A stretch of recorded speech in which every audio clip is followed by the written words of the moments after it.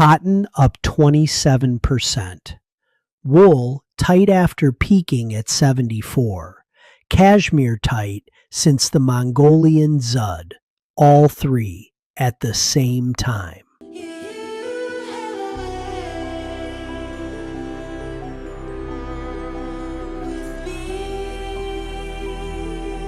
The arbitrage that ran fashion sourcing for a generation just ended. Don't believe me? Come closer. Cotton closed near 83 cents per pound on May 14th. Ice cotton number 2 futures, the global benchmark for raw lint cotton, down over 4% on the day, but up 27% year over year. The USDA base quality market is tighter, 79 cents this week, 64 cents a year ago. USDA's WASDE forecasts global production down 5% in 26-27. But here is where most analyses get this wrong. Listen. For a generation, fashion buying ran a quiet arbitrage. Wool moved up, you switched to cotton. Cotton moved up, you blended in synthetics. Cashmere moved up, you mixed it down. The whole system worked because the 3 natural fibers cycled out of sync. Different supply chains, different climates, different demand profiles. When one rose, another absorbed. That is over. Not because demand spiked, not because anyone made a policy decision, because all 3 natural fibers, wool from Australia, cashmere from Mongolia, and the Inner Mongolia region of China, cotton from China, India, Brazil, and the US, are in tight supply at the same time for unrelated reasons. Climate, geopolitics, demand patterns nobody flagged 12 months ago. And you see this clearly in the numbers. Cotton, plus 27% year over year. ICE futures today. Wool. Australian wool EMI peaked at plus 74% in late April. Today it is still up close to 60% year over year in dollar terms. Cashmere. Raw cashmere up roughly 25% in 23 alone after the Mongolian dzud, Sustainable Fiber Alliance data. Further structural pressure through 24 and 25. 3 natural fibers. 3 completely different supply chains, all 3 tight. Now watch this. In every previous upcycle, one of these 3 would be falling. That created the compensating mechanism.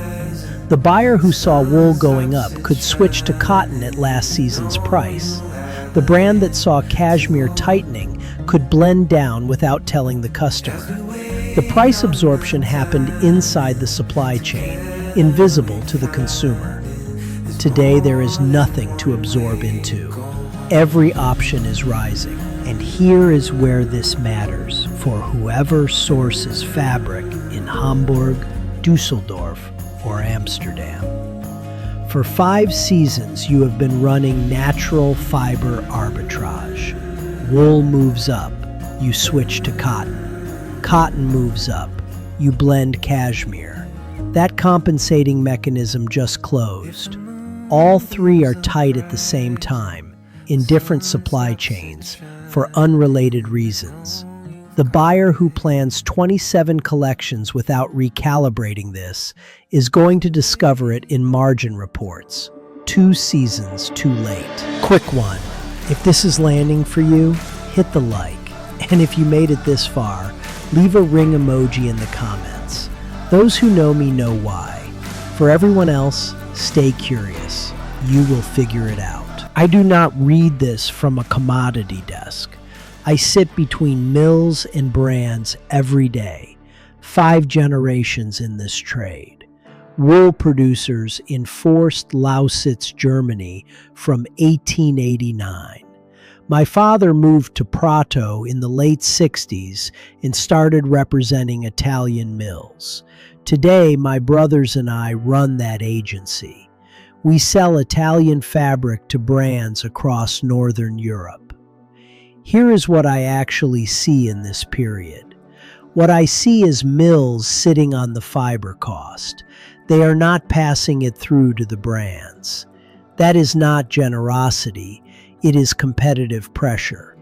If a wool mill in Italy raises yarn prices to match the input cost, the buyer in Hamburg phones a Turkish mill the next morning.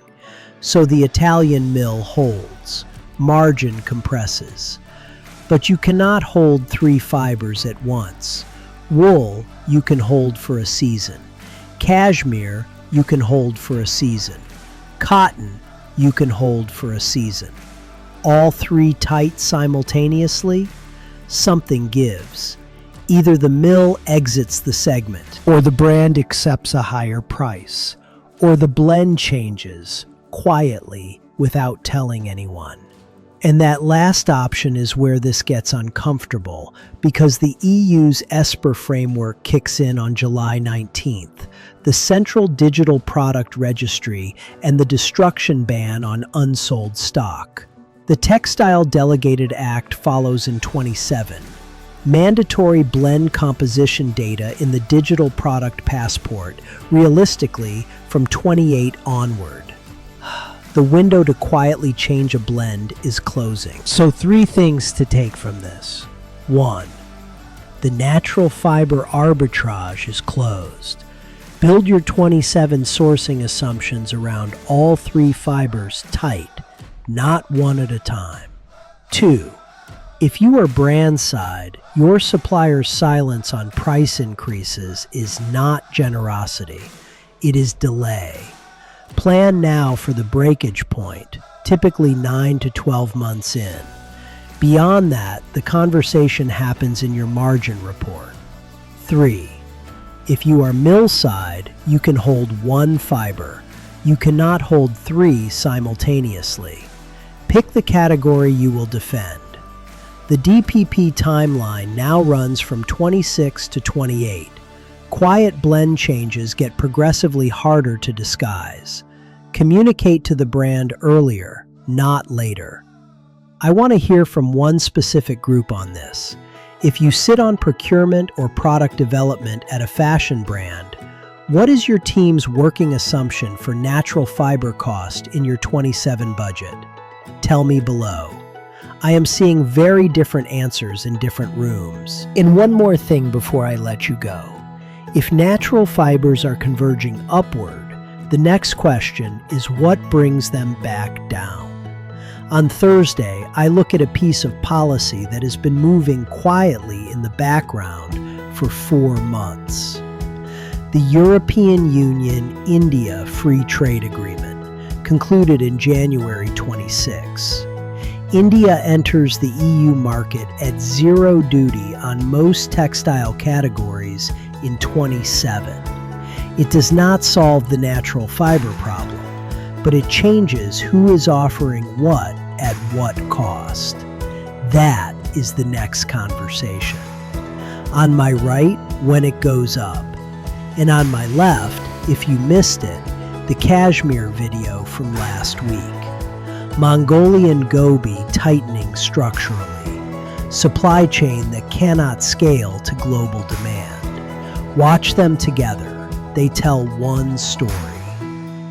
Stay curious. Talk soon.